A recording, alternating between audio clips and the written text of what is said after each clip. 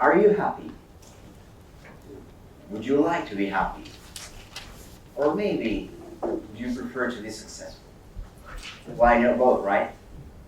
That's the same question I asked myself 2 years ago, and that kickstarted my research journey to discover the secrets of thriving. Thriving? Have you heard that word before? Of course not, nobody has. Thriving is a scientific term that not even scientists are sure about what it means. But in itself, the idea that it encompasses is the idea of happiness and success, of growth beyond normality, entering and peering into the fields of the extraordinary. Thriving could be simply put as the joint experience of development and success, when an individual, a person that is faced with a challenge, manages to overcome the challenge, and through the challenge, through the adversity, the person grows beyond the fields of the ordinary into the extraordinary. The study of thriving is the study of the maximum human potential. Let's make a quick example to understand thriving more clearly. Challenge. A key element for a person to thrive is challenge. Now let's say that when a person is faced with a challenging situation, for the sake of simplicity, let's say there are two possible outcomes: failure, survival, or growth. In the face of challenge, person number one gets overwhelmed by the adversity and fails. This is the kid that attempts to go to college and quits 1 year later. The person who goes to an exam but ends up failing, being victim of anxiety. The first possible outcome, failure. Second possible outcome, you face challenge. You don't fail. You don't get overwhelmed. You stand still and you manage to overcome the challenge. You survive. This is the person that says, I did it. I finished college. It's over. Second possible outcome, survival. Now the third possible outcome, in the face of challenge, you don't fail. You don't get overwhelmed.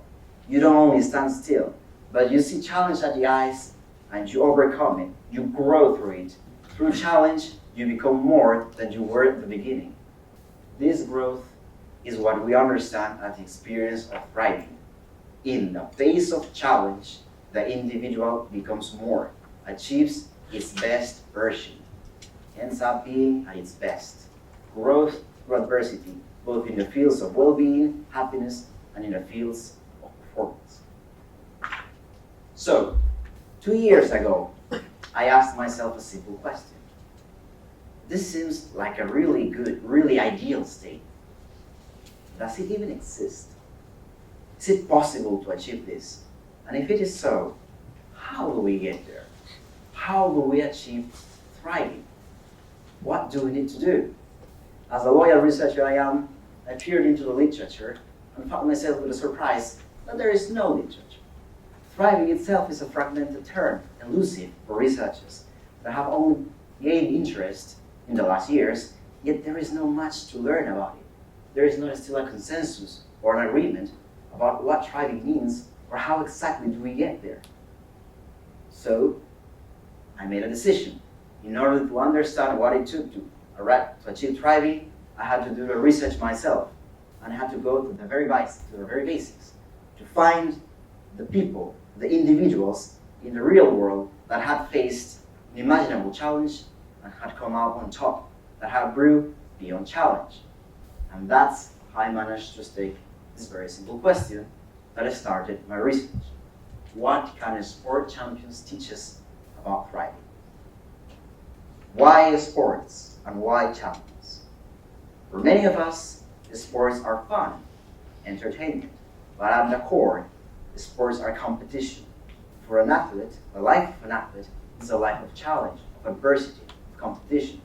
And those who not only manage to survive that life, but to grow beyond it and peer into the realm of the extraordinary are those champions, those who among athletes become the very best. So I said, if there is someone that has achieved thriving, that may have achieved this state, then I have to look to the champions, to the sport champions. Not the simple athlete, but those among them that have won and have reached the peak. So my research started, and I went out and I interviewed. Oh boy, did I interview. I interviewed national, regional, international, continental, world champions. I surveyed them, I stalked them. I obtained hundreds upon hundreds upon hundreds of pages of interview. And I spent hours upon hours upon hours reading and rereading them. And then I surveyed, I tested the athletes. I went full deep to understand what is the key behind thriving. Does it exist? Did this athlete experience this? And how did they get there? And through this journey, I found many surprises. The first one was about the nature of challenge. You see, I thought that the main challenge athletes would face was the sports itself, that the life of an athlete was challenging because competition was challenging. But little did I know that the biggest source of challenge for the athletes came outside of the sports, from their very own lives. For example, let me talk to you about my first interview. I talked to this Peruvian, my country, national runner, and I was very excited because I had read in the literature that the influence and the importance of the professional team behind the athlete, how the psychologists, the kinesiologists, and all the ologists work together to make the athlete achieve its goals. So I was very excited, and I wanted to ask this woman, what was the influence? What was the role? What did the psychologists and the kinesiologists do for you? Did they help you? Thing is, I never got an answer because that woman didn't even know what a psychologist or a kinesiologist was. This woman had no team of professionals behind her, had no big sponsors, had only a single coach that he saw once a month and that lived the other side of the country.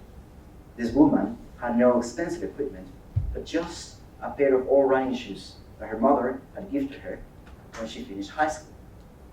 This humble woman, 2 months later, would rise to become the Pan American champion. She, in the end, was the one with the gold medal, with the right to call herself an Olympian, and with the biggest smile. Yet, she broke all my expectations. And the idea here is not to tell you that, oh, an athlete has to be a very humble person. No, the idea is that athletes, like many of us, even the champions and the greatest ones, have very strong problems. And that in every single case, may it be economical problem, family problem, victim of terrorism, every single champion I interviewed had faced incredible adversity, but not from the sports or the athletic life, but from their personal lives. That was the first shocking truth that I found, but it was not the most surprising. As I kept researching and interviewing with the athletes, a lot of factors came to appear.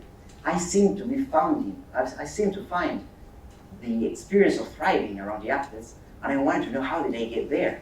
So I asked them, and some people told me, oh, this is a resilient athlete, this is a proactive athlete. Some of them had the support of the coaches, the support of the family, and all these variables started to come up, variables of the literature supports, and I was like, oh, maybe these are the ingredients of thriving. But then there was one ingredient that popped up in the first, the second, third, and in every single one of the interviews. There was this thing that every athlete's story had. Every single one of the champions had heroes. Yes, heroes. Heroes. Let me give you an example of what I mean by a hero. One of the interviews was to this young woman who was horse riding. She was to become a horse riding champion.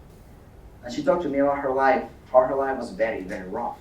In her childhood, her father was an alcoholic, her family was very broken, and this started to affect her performance. She had started to fail, and she was going to get kicked out of the team. Yet she told me, throughout all this hardship, my mother never stopped believing in me.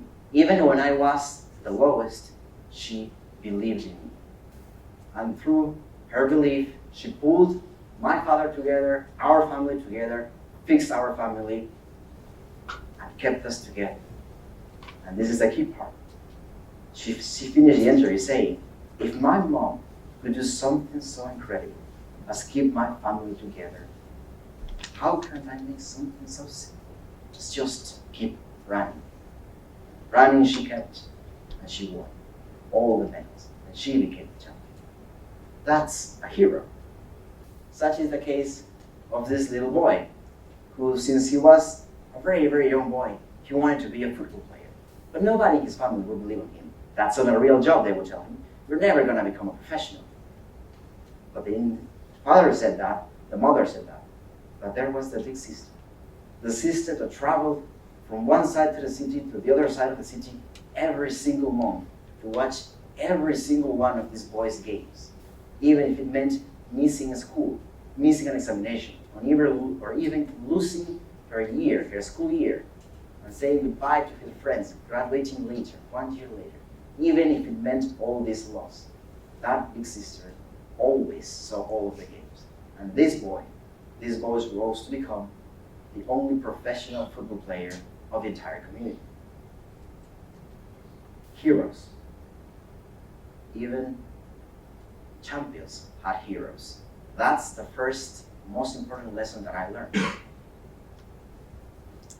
What makes a hero was the next question. I had found this apparent ingredient, one of the components that help people achieve thriving.